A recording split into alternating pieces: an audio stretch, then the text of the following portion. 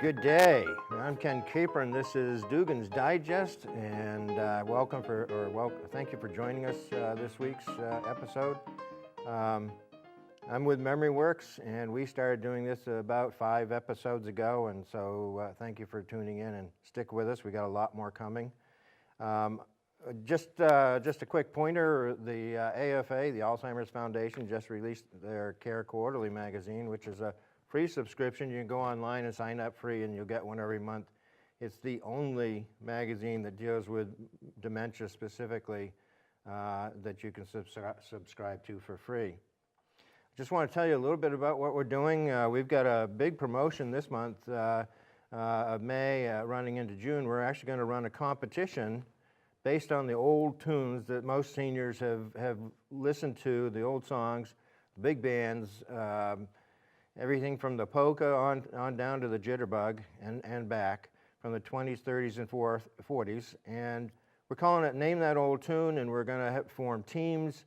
If you want to form a team, if you're curious, if you want to try to outguess fellow seniors, whether it's at a facility or a club or whatever, the only requirement is you be 70 years or older, and you form a team, and that's basically it. But we're going to do this as a fundraiser, so we're going to encourage you to go out and get sponsors for your team, and maybe even T-shirts, the whole works. And then in June, we're going to have a playoff similar to a bracket structure, and whoever is the winner is going to get a sizable prize. And we're looking at somewhere between $2,500 and $5,000 for a prize right now. Who knows, that may buy a vacation, maybe it'll buy something else you need. Not sure what it is, but there'll also be runner-up prizes. So join us for Name That Old Tune. You can find us on the internet at memoryworks.org, MEMORYWORKS.org.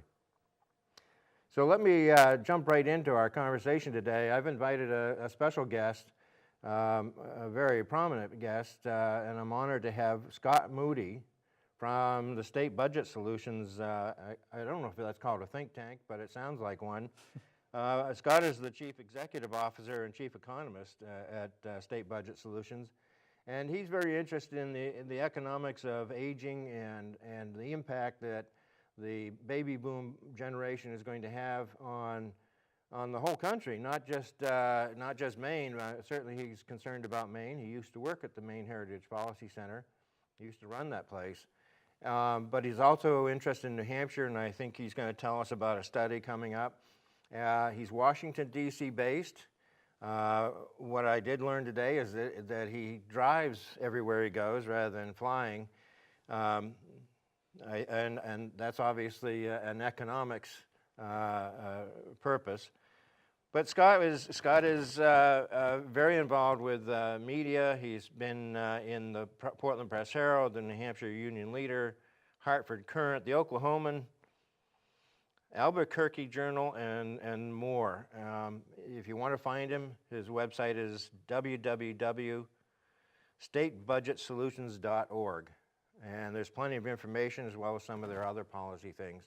So let me introduce right now Scott Moody, Chief Economist for State Budget Solutions. And Scott, welcome to Dugan's Digest. Thank you, Ken. Thanks I for won't having tell you who Dugan is, but Scott, earlier we were talking and you mentioned that you're interested in what's happening with the economics around seniors.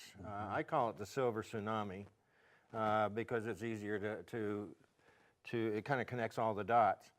But you said something about you're getting ready to do some sort of a study in New Hampshire. Tell me about that. Absolutely. Tell our audience. Absolutely. And Silver Tsunami is a great term for what we're facing, particularly. So State Budget Solutions, we're a national think tank whose goal is to change the way state and local governments do business. And as you know, the reason is because a lot of government spending is on an unsustainable path, and in particular Medicaid. And so one of the things we want to look at is how is Medicaid and the aging of America going to coincide? And it's going to be more like a train wreck than anything else, because most people don't realize that Medicaid takes care of long-term care for the elderly. So that means nursing homes and other type of long-term care facilities are actually paid by Medicaid, Not Medicare? not Medicare. Medicaid. That's right. In Maine, that's Maine Care. That's right. Okay. And it's actually quite easy to qualify, and there's actually a lot of games that are played in order for people to get on long-term care. But that being said, what's happening just with the aging of America is we can expect an explosion in long-term care spending through the Medicaid system. I saw a number thrown out for Maine, at least, that we currently have about 205,000 people over age 65, but in the next 20 to 30 years, that's supposed to grow to 450,000 people over the age of 65. That's right. And I'll be honest with you, I have a hard time explaining that to the average Joe because that's kind of an overwhelming number. But in easy terms, if you take all the care services that are provided today, we need double that. We need to replicate that same system all over again in order to take care of doubling the population. That's right. And what's troubling is for the Medicaid system is, number one, for the existing long-term care facilities, Medicaid does not pay enough to keep them afloat. So most people don't realize that Medicaid, 2/3 of Medicaid spending are actually on long-term and elderly services already. So to your point, that we're going to have to double that again means Medicaid spending is going to explode. So I thought Medicaid was the welfare system. I didn't think it was an aging or system for seniors. So Well, it also does the senior. It does, and that's because a lot of seniors are in poverty or below, qualify for Medicaid. And also the services for the elderly are the most expensive. And that's the thing, with whether you're talking about Obamacare or health insurance in general, we're always talking about the young people. But the young people rarely utilize health care. And they're Compared to seniors. Yeah. They're relatively inexpensive. It's the end of life is where most healthcare expenditures are made in America. And therefore, that translates directly onto Medicaid. So what we're doing at State Budget Solutions is we're going to be doing a pilot study in New Hampshire, but this is all of northern New England. This is Maine, New Hampshire, Vermont. We're the 3 oldest states, basically 1, 2, and 3 in the country. And so what we're going to do is a pilot study and look at how long-term care is going to explode under New Hampshire's Medicaid system. But we'll basically be able to put that in a photocopier, and you're going to get Maine's and you're going to get Vermont's out of that. So you're going to look at just the Medicaid population, or not Medicare population, not the self-insured, the self-pay population? That's right. Just Medicaid. Just the Medicaid, because that's where most long-term care expenditures are. And the Centers for Medicaid Services, I believe, does a 10-year look. CMS. CMS. Yeah. The problem is that 10-year window is just at the cusp of the aging problem. So they're basically missing. They're missing it. Understood. I understand how government works. And so we're going to try to fix that deficiency. It's not unprecedented to do a 30-year window. States already do it for their pension systems. We've talked a lot about Maine pensions over the years here and how, that 30-year window, you're looking at a huge unfunded liability. When we look at a 30-year window of Medicaid, we're going to find the same thing exists, that there's going to be a huge unfunded liability, and almost all of that's going to be related to long-term care for the elderly. Now, is that just because more people will be going on Medicaid, Maine Care, or is it because the cost of health care, they need to increase the amounts they pay? I think it's providers? going to be both. It's going to be both. I mean, healthcare is obviously one of the fastest growing expenditure-wise in the country, and it's a self-reinforcing phenomena, right? The elderly use the most medical services. We're going to get more elderly, therefore you're going to get more demand. Right. The problem, as you pointed out, particularly in a state like Maine, is the supply is not going to be able to keep up. I referenced earlier that Medicaid already is not paying enough to keep the nursing homes open, for example. 80% on average of the population is on Medicaid. They're relying on 20% of private long-term care holders to keep their doors open. So I've got to make a specific point on this because Scott's right on about the shortage issue. And for those of you who aren't intricately entwined in this, you may not be aware there's about a 3-year waiting period now for a Medicaid bed in a nursing home. There's a huge shortage of beds already.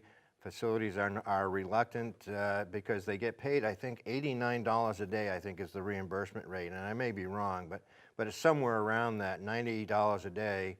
And that's for everything: room, board, food, medicine, everything. That's it. And not many people can live in an intense medical care environment at that rate. That's well below what even a hospital would charge for a one-day rate. And so we've got this huge shortage of Medicare beds. We also have, and you may have started to see some advertisements in papers and other publications, we've got a huge shortage of direct care workers. I see every day in the publications I get from around southern Maine, people are advertising for personal care support specialists or CNAs, and they've been hiring, historically, they've been hiring seniors to do that kind of work as sort of a retirement supplement. But those seniors are getting older, and there's less people stepping up to take those roles at this point. So and we aren't graduating enough, Scott, and that's a whole nother issue. We're not graduating a lot of kids into health sciences, so we're not doing ourselves any favor. And on top of all that, and you know this, the population of Maine has been declining. Mm-hmm. Well, if we need more workers and our population is declining, we're just not going to have enough workers. We're not going to have, what are we going to have? And that's exactly right. And that's the other shoe that's going to be dropping, is the economic one. Yeah. In Maine, Maine is now one of only 2 states where there are more deaths than births occurring statewide. But when you look at it on a county basis, in 2014, the latest county data just came out a few weeks ago. 13 of Maine's 16 counties have more deaths than births. So to put an exclamation mark on your point, which is not only are fewer people going into these professions to care for the elderly, there are fewer people even available to go in. So you need a higher proportion of people to go into these kinds of jobs. Yeah. And I'm sure, as you've pointed out in probably other shows, these aren't very well-paying jobs. Oh, either. God, no. So where is that supply going to come from? You're going to have a tremendous demand. And for Maine, the other problem is this is a rural problem, predominantly. We're talking about Aroostook. We're talking about Washington County. We're not talking about Portland. Right now. Portland is still a positive net population, but not by much, mind you. It's not very high because the state as a whole is negative. But Portland's working on that. We're going to raise the minimum wage so that'll scare business away. That's not going to help. That's absolutely right. So we've got a major labor issue that's going to come out of this. In fact, the Department of Labor, Maine Department of Labor, is already projecting working age population as falling in the state. So that means all companies are going to have problems finding employees. And what I attribute it to, I basically say this is going to be the equivalent of a slow-moving economic depression. Because no matter how hard a business tries, there's simply going to be fewer and fewer people to be their customers. So if you run, say, a convenience store, the number of people coming in your doors every year is going to go down. No matter how much you spend on advertising, no matter how much you work, there's simply fewer people around to buy your products. And that's the definition of a depression. Oh, really? When revenue declines, and there's nothing you can do about it, so maybe you'll certainly be depressed. Maybe we can gain some fame for being number one at the slow-moving depression. Right along with West Virginia. All right, so obviously we're not the only state in this situation. Right. Are we the worst off, or are there states worse off than we are as far as population decline and the aging population? So currently only West Virginia is also seeing negative net population growth. So Maine and West Virginia, basically the only way you get population growth is by people moving into the state. Right. Now for Maine, that hasn't been happening because after the Great Recession, most of our in-migration comes from Boston. And when the housing market froze, people couldn't sell their house, they couldn't move to Maine. You see it also in New Hampshire and Vermont. So that's nothing new. And hopefully as the housing market thaws, we'll see more people coming in. But here's the problem. Massachusetts is just as old as we are. So most of the folks moving from Massachusetts are empty nesters, not the young couples who are going to have children. So it's not really a long-term solution. So we're not attracting the reproducers. It's like we need to stop distributing condoms in school. No, I won't promote that policy, but Right. it's not easy to start. Once you have lost that reproductive population, it's hard to rebuild it. It's going to be hard to restart it unless you have start having very large families amongst those who large have. families, or something that really attracts that young population, like an exceptional school, or you know, I don't know. You're the economist. You tell me what's going to Well, turn, but turn here's this the around. problem. Maine, New Hampshire, Vermont will be the first states going into this, but we're not the only state facing this problem. Most of the country is this because of the baby boomers. Yes. And they live everywhere. What I've read from Economist is this is going to basically, we've been living in a sense off of the economic boom from the baby boomers. Right. That's what's driven our economy. That's right, a third of it. In fact, one study came out that said our long-term average growth rate has been about 3% as a country, year over year. 1 percentage point of that came from demographics alone. So our economic growth has been 2%, and then a 1%, call it a demographic dividend. Okay, now what they're saying is instead of a +1, we're going to now have a -1 headwind due to a demographic bust. So that 2% growth, subtract 1, you're looking at an average annual growth of 1% instead of 3%. That's not good. That's a huge swing. So that means we better get ready for more recessions, you know, because when you're at stall speed, which is what 1% is, 1% is basically stall speed on the economy, you're not really growing, that means you're going to see more dips into negative territory. So the whole country is going to be struggling economically moving forward, and then Maine is going to have to carve itself an economy out of that. Well, do you know of any states that have kind of worked through this and figured out a better way to do it? Nobody's consciously done that. You know, you even, again, you know, look at New Hampshire, no income tax, no sales tax, yet they're facing the same demographic bust. Yeah. So there's not a lot that government can in fact do, I think, when you're looking at a demographic crisis of this magnitude. You look at Western Europe, for example, which is already in this. I mean, the countries there where populations are already shrinking. Japan's already shrinking. Russia's already shrinking. You know, Russia pays you to have babies, and it's done nothing. It has not reversed their situation. Well, China limits the number of babies. So where are they? Are they facing a similar situation because they've been cutting? Yes, China's going to face, I mean, when they face their boom, it's going to be a cliff. Their bust. It's just going to be a cliff because the one-child policy has not only reduced the number of children dramatically, China also has a preference for male babies. So they also have about a 30 million person imbalance of more men over women. Now, some people have hypothesized that that could lead to a very militaristic China in the future because you got 30 million men who basically can't find wives. Or jobs. Or jobs, perhaps. It's going to be a very shaky situation. So they've got twice the problem. And then as you were pointing out earlier, if you're missing 30 million women, where are they going to get babies from? So they're facing a severe sustainability issue too. Mm-hmm. So is this part of a worldwide shrinkage of population? I mean, are we actually going to see, for example, when we get to 20 or 30 years down the road and we got 450,000 people over 65 in Maine, from there it's a downhill slope because those people are going to die off at a fairly rapid rate. And so the population of Maine could drop, 300,000 people in a decade or so? Yes, and that is the problem with demographics. When you start to look at demographics, you know, we've all heard it on the overpopulation side. You know, they talk about how population growth is exponential. But what they don't talk about is the declines are also exponential. So you'll end up with these rapid drop-offs. And from an economic perspective, so much of our economic growth over the last 50 to 100 years, as I pointed out, has been simply due to there being more and more people and more customers.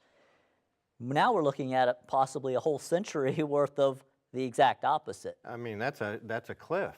I mean, we're talking about in Maine going from 1.3 million down to somewhere close to 1 million.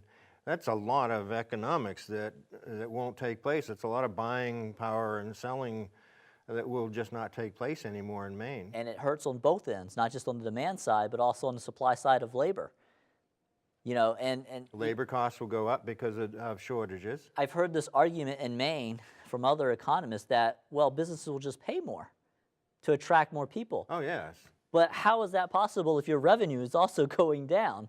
And there's the catch-22 of demographic decline. And so, in my opinion, the people who are talking about overpopulation and were promoting, you know, population controls, were not fully thinking this through, because just as fast as population can grow, it can also bust.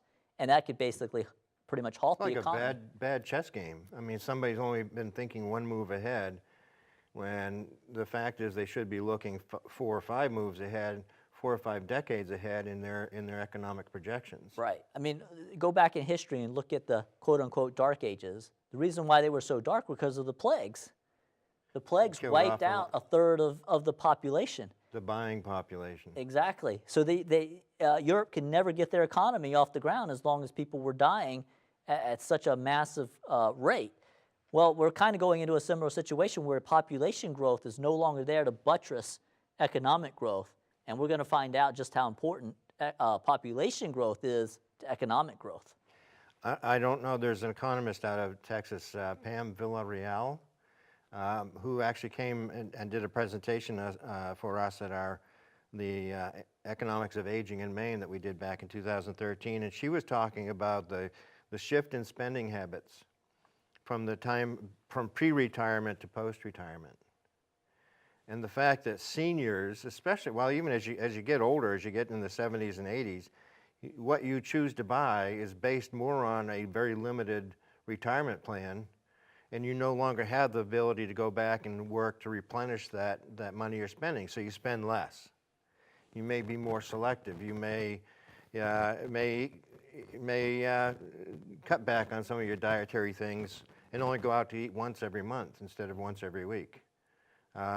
So not only is there that economic impact, and I'd love to know what her analysis shows today, but this is also a creeping depression, I mean, or recession at least. But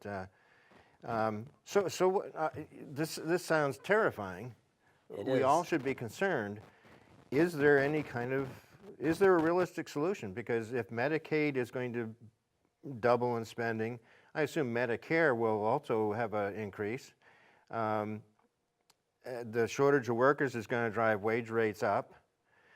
Profits are going to be down, so there'll be businesses operating on the skin of their teeth. And I'll be honest with you, Scott, what I've seen from the small business owners here in Maine who are facing this reality, they're hoping that it will end at some point. But we're talking about a situation that's not going to end for 30 to 40 years.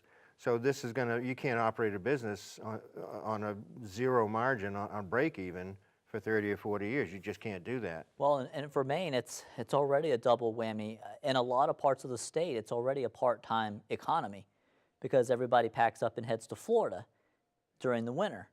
Well, when you compound that with the people who stay over the winter slowly dying off, companies' profit margins are already, as you point out, already razor thin. I mean, you know, we've made some progress on taxes, but let's face it, you know, taxes are still a problem, regulations are still a problem, and when you just so much as cut out 1% of sales, that's already enough to wipe out many businesses in Maine. Now, what's going to happen is, as the demographic winter takes further hold, those businesses, those services, like I've heard it's already impossible in northern Maine to find electricians, a plumber, masons, you know, basically to keep your house functioning, it's already impossible to find those people. So what's going to happen to the second home market? When people come here over the summer, they need their something fixed and they can't get it. They're going to throw up their hands and then try to sell their house. You want I don't know what your schedule is the rest of the day, but if you want an enlightening experience, go down to Kennebunk and drive Route 9 from Kennebunk to Kennebunkport and look at the number of mansions that are up for sale. I mean, there's got to be 50 to 100 mansions along that stretch that are up for sale. Those are well-to-do people who can no longer afford to keep those mansions in Maine. Or they've decided they're going to start going to Florida. They've gotten over 60 or over 70, and while Maine is quaint, Florida is year-round. It's a year-round destination. A lot of people are deciding, go to Florida. And the tax structure in Florida is? No income tax. In fact, you bring that up. I was just watching television the other day, and there was a commercial advertising low-tax Florida. Come to Florida. Absolutely. Well, guess who they're targeting? People who live in northern New England. It was actually weather. I was watching the weather, and it was a commercial that came on. I was watching it through the internet. So that means, you can target these ads. They're targeting northern New England people, especially after this winter, right? I mean, how many people have fed up after this winter? And they're saying, hey, come to Florida, sunshine and no taxes. So who do we target? The people in Canada?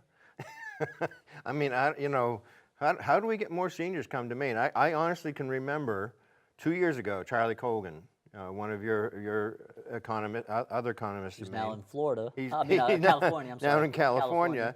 But he had said that if we handled the senior situation, the Silver Tsunami, properly, we could, in essence, become a destination point. But that was, as he said, it was a huge if. You couldn't fit into the back of a Chevy pickup. Well, it's a big if. Well, and Colgan's whole analysis was based on bringing in federal money that were tied to those seniors. So he's looking for people on Medicare or Medicaid. The problem is, as I pointed out earlier, those aren't paying the freight on the cost that they actually incur. So if you're a hospital and you bring in 10 more patients and 9 out of the 10 are elderly, that's unsustainable. Right. You're losing money on each patient you see. How long do you think that can last? Not very long, and we're already seeing some of that. I mean, a lot of the hospitals are marginal. We've had a couple of close this past year. Well, and Governor LePage had to make that emergency infusion to keep nursing homes open. What was that? I believe it was $30 million? Yeah. Right. Yeah, and even with that, the nursing homes are struggling because they are faced with this cost of labor going up. And I'll be honest with you, Scott. I mean, I work with a lot of the facilities in southern Maine, and the pressure, since most of them are owned by out-of-state firms right now, the pressure is to produce revenue. We got to have 100% census all the time, and got to be, producing more and more in revenue. So we've seen this huge turnover in management at dozens of facilities here in southern Maine. That's not healthy. Right.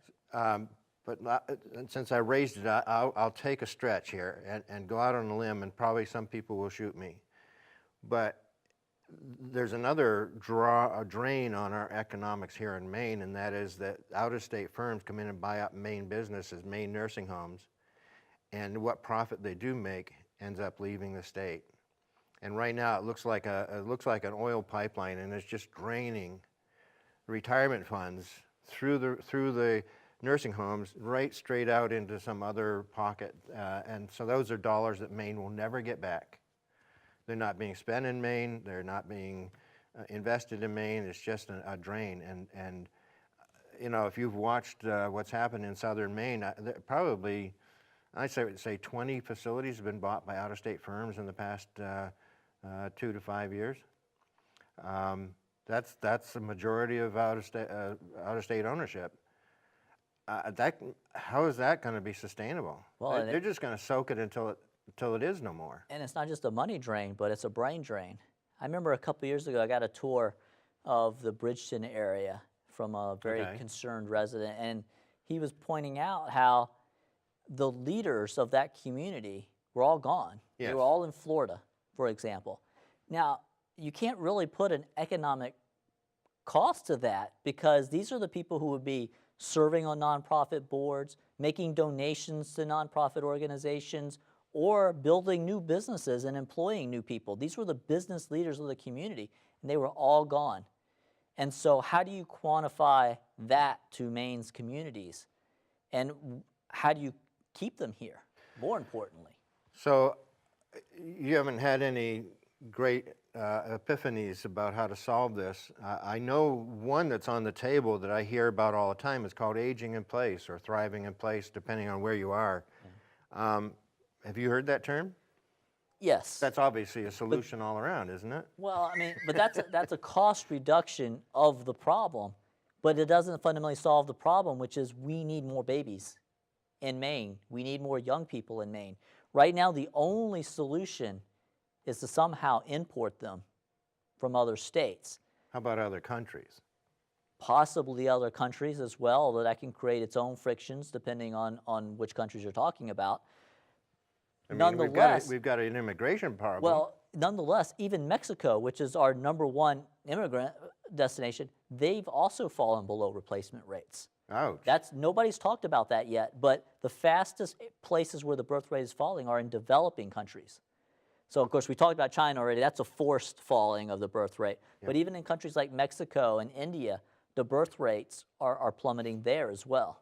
So this is a global problem, and Maine is just one part, one small piece of that demographic winter that's coming globally.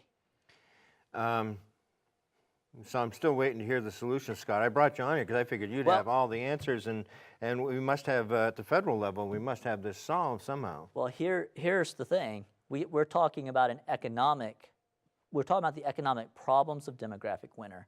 But in all my research, there's only one variable that I've been able to find that relates to birth rates in America. Do you want to try to guess at what that is? Population control? Weekly church attendance. Wait a minute. Whoa. The states with the highest fertility What's rates going on at churches?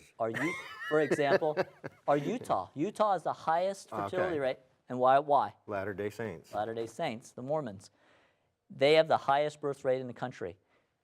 New England, Maine, Vermont, New Hampshire, again, the least religious states in the country, according to the Pew Research.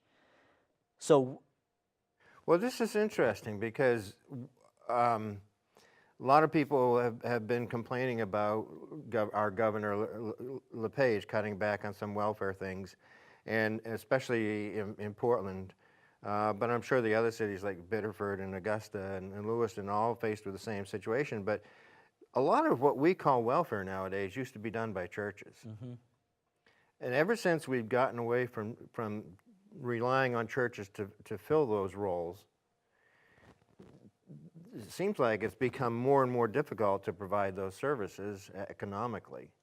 I mean, didn't churches provide a lot of volunteers and a lot of time, and I think it was free? That's right. I mean, churches were part of a larger civic ecology that we would take care of ourselves as opposed to having government. And that's absolutely right. Wherever you have seen government grow over a certain level, that's, Western Europe, for example. They've had bigger government for a lot longer than we have.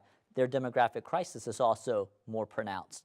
So it's like, and then it spread to America when our government started getting bigger, started crowding out that rich civic ecology we used to have, whether it was churches or any of these fraternal organizations. You used to be able to buy, for example, your health insurance through your fraternal organization. Interesting.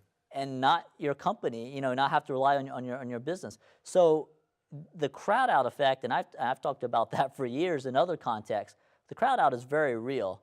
And welfare and other government programs crowds out our civic institutions. And I think that's in large part a big problem. I mean, you look at the western states like Utah or in Idaho, and they have relatively smaller governments as well.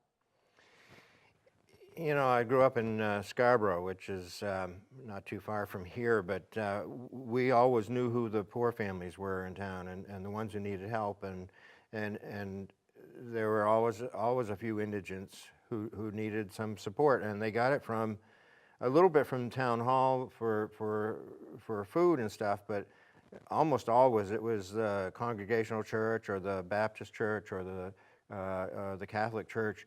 That was where people went to get help from their neighbors. And it was that social connection. Or they would go to the Grange. Mm-hmm. There was always Saturday nights, there was always a baked bean supper. Or the town farm. Or the town farm. I mean, we had all these tools in place back along, and now I'm wondering if we might go a little retro and get back into some of that. Certainly there's a movement towards more small farms and getting back to the roots of things. Maybe there's some positive future in that. Absolutely, and you know, that was one solution I was toying with here in Maine, was maybe we need sort of a homestead movement like we had when we settled the West, for example. Get people back on the land. I mean, you drive up into the farm belt of Maine, and all you see are farmhouse after farmhouse falling in on itself. That land is reverting back to forest. Right. Why not take that land? You know, whether it's a government program or I'd rather see a private initiative, but why not have a private initiative that buys up that land and either give it away or very low price way, give it to young families who are willing to basically homestead? I'm smiling because, as you know, Apple just went in with some of the conservation people here in Maine and bought up, like, I think it was 27,000 acres for conservation purposes. But that's the kind of private investment we need in drawing people back in to do some homesteading. Give them a little bit of a plot of land and a chance to grow their own vegetables, raise their own livestock. There's a lot of young people who are very interested in that lifestyle. Well, based on what you just said, that's actually a problem, because they're taking land out of circulation. Right. And the one thing that Maine has in abundance is privately held land. You know, we're not the western states where 80% of the land is owned by the federal government. Maine, we actually have a chance. Small farms have been the legacy of Maine, and I definitely think there are some seeds in there that could be planted, no pun intended, right, that could grow and slow down the demographic problem. So that's a really interesting concept, Scott. I mean, homesteading, the return to homesteading. Have you talked to other economists about that, or other think tanks? What's your feedback on? I have. I've talked to a couple of people. I mean, it's just right now, number one, and I think for your show, there is not yet enough awareness of the coming demographic crash, first off, to make that connection. So first you have to convince people the demographic crisis is coming, and it is, and then you have to come up with the solutions. Problem is we haven't gotten past first base yet with this topic. The awareness is absolutely zero. Right. And here's the problem. As you know, it takes 18 years to grow a child, right? From zero to productive adult. At least 18 years if you talk about college and you talk about more. You need to start 18 years ago, before the problem hits. And that's the fundamental. That window is what we're missing right now. We're right, Maine in particular, we're right in the middle of that window. And when that time runs out, even solutions like that won't prevent a major decline in population, which will make homesteading even more difficult. Well, certainly for immigration purposes, a homesteading concept would be very desirable, I would think, to get some immigrants, just come in and be productive in the way that our founders originally were. Well, I've heard that there's already some movement afoot. I hear the Amish are moving into northern Maine. Well, there is an Amish population up around Presque Isle, and what I do know is that the McCains brings in Mexicans to harvest some crops and tend the fields and stuff. Where it used to be Haitians, now we're importing Mexicans to do that. So if we were to give them the opportunity to have their own place and help McCain, maybe we'd kill two birds with one stone. Absolutely. But I like that idea of homesteading. I'm concerned about this aging in place concept because it sounds like it may distract people from the real problem. If it sounds like there's a solution on the table and that aging in place is going to solve all these problems, I just don't want to cover up the fact that this is a bigger problem than just aging in place. This is not about where you go for your health care. It's about the cost and the availability of people to provide health care. Aging in place won't help if you can't find the nurses, you can't find the doctors, you can't find the other infrastructure. These folks are still going to pack up and head to Florida, where the services will be more abundant than they are here in Maine. And that's the fundamental problem, that none of those are all Band-Aids. but we're still hemorrhaging people, and that's the problem. For our audience, I wanted to just let you know we've talked about PACE a couple of shows ago, the program for all-inclusive services for the elderly, and I brought that to Scott's attention. I'm hoping that I can educate him a little bit on that, because that's another CMS program which involves Medicaid, Medicare, and private pay, which he may not have planned on including in his study. But that's something that the MemoryWorks and the Dementia Care Coalition here in Southern Maine are trying to work on. We're actually going to encourage, meet with Mary Mayhew next week and talk about how we can implement that. I think what's holding it up is an actuarial study, oddly enough, if you'd like to borrow it. I think we're going to end up paying for it. So, but we are trying to do some other things in the education area. We're looking at doing a health sciences charter school that will pick kids up at 8th grade and start teaching them health sciences with a big emphasis, and then feed that into a health science institute so that these kids can come on a grade 8 and have a career ladder where they can get off at any point where a business says, I need an RN in 3 years. We want to target people on that ladder and say, in 3 years you'll have a job at Joe's nursing facility. And sort of get the businesses to sponsor that, because the student debt nowadays, that's another hidden tax. It's going to kill the kids who are coming out of college now. I don't know how kids are going to pay for their debt. So we want to try to do that in cooperation with businesses to try to offset some of the wage increases that we're going to see. But we're also trying to do a whole bunch of other things, and so I hope you'll pay attention to some of our future shows and stuff. But just a couple things to finish up, Scott. This is going to leave a lot of people who see this very depressed. What do you see that you're going to be working on to help address this issue down the road? Are you able to talk to Congress, to Senator Collins' committee, to state legislatures? Well, this is exactly why we do need this actuarial analysis we mentioned at the beginning of the show. And New Hampshire will be the pilot. We hope to roll it out in other states. And the end goal is to have states doing this, just like they do with their pension systems, public pension systems, a 30-year, full-blown actuarial analysis, so we know the problem that's coming. And number one, until we know the problem, we can't come up with solutions. And that's what I was saying before. People just aren't aware of the demographic crisis coming or how it's going to filter down to Medicaid. People don't know that Medicaid pays for long-term care, for example. So we've got a lot of education to do moving forward. And that's our first goal at State Budget Solutions is first, we got to educate on this. And then hopefully we can get people's attention to start talking about solutions. Because, I'm very interested in all these programs you're working on, because we're going to have to bend the cost curve back. Because, frankly, if taxes are only going to go higher, like right now, Maine's income tax, individual income tax, basically pays for the Medicaid system. What pays for the rest of it? Right. The sales tax pays for all the other stuff. So what's going to happen if Medicaid continues to grow? We're going to have another tax on top of the income tax, or just a really big income tax? No, because what happens is as the income tax continues to increase, Florida starts looking even better. And there's no quick fix for helping to move people from the poverty level or the income level where they need to live off Maine care to a better situation where they may not have to.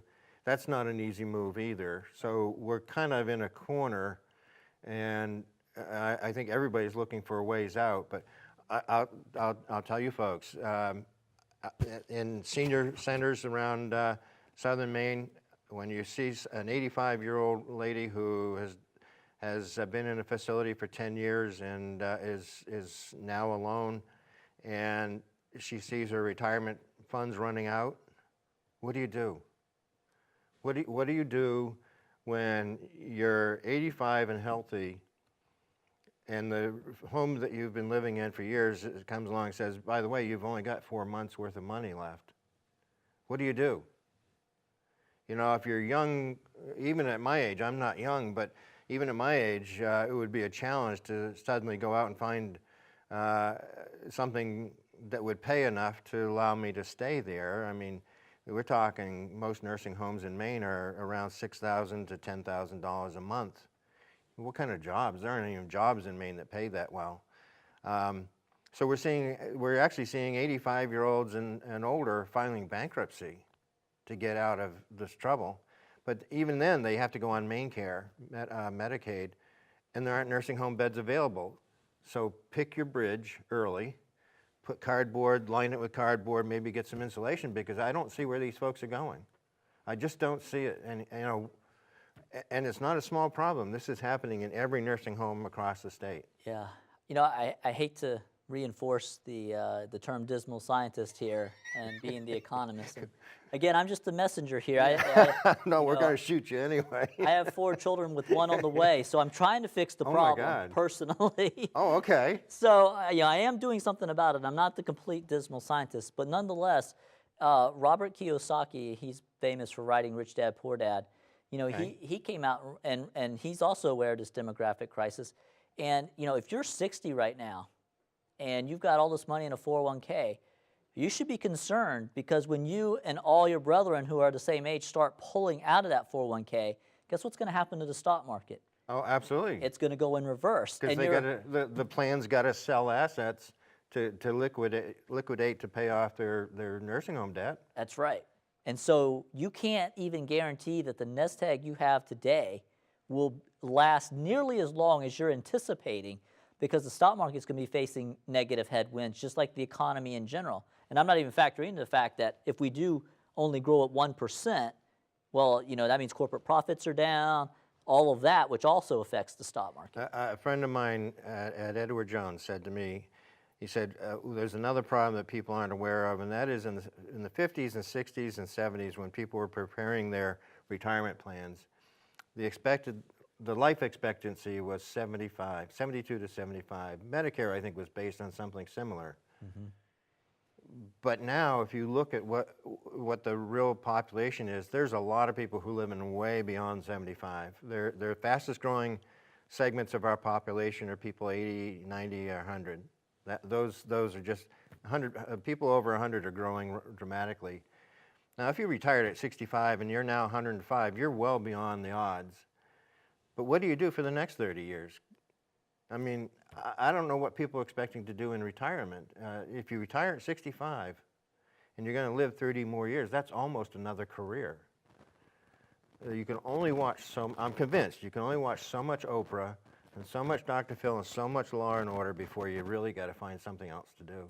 And there are easy policy fixes for that we can't even make today. Like Social Security, for example, you're penalized if you work over, I forget the exact age, but right. You pay a penalty. That should be fixed right now. Oh, okay. That should just be thrown out. We should be encouraging people to work for as long as they possibly want to or even physically can. That's a federal fix? That's a federal fix. Okay. It could be done tomorrow just like that. But no politician wants to rattle the senior level. Oh, my God.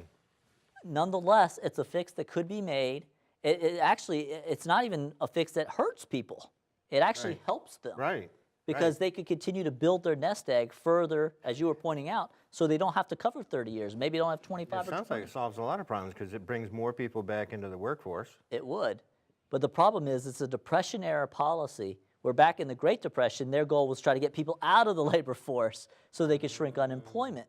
Gotcha. But of course, you were talking back then about the extreme elderly anyways. The lifespan was much, much shorter back then. But today, you're right, we're facing 30 years in retirement. That's unsustainable no matter how you slice it. I haven't figured out yet what I would do with an extra 30 years, to be honest with you. It's almost unfathomable to expect to live to 100 or, there's people who are 120 now. Holy cow. I mean, anyway. So Scott, I want to thank you for coming. I know you're on your way back to, I don't know if it's New Hampshire or D.C., but New Hampshire. It's raining down in Massachusetts. But I want to thank you for coming and sharing your wisdom, and maybe we can have you back when you do find the solution, because it's all on your shoulders, just so you know. But no, I'm hoping that economists can make an impact on what our government does, and as you said, some of the easy fixes should be done, and then we'll work on some of the hard fixes. But we all got to work together. I'll be honest with everybody out there. We've all got to work together. No silos, no artificial walls and barriers. We've got to work across all domains to make this work. And if we don't start now, it's not going to get better. So, join up, give us a call, sign up on MemoryWorks.org. Go check out Scott's site, www.statebudgetsolutions.org. And come back and see us every week. We're going to give you a constant update on what's happening economically and socially with our seniors. So thank you for this week's show. Scott? All right, thank you. Thank you. Appreciate it.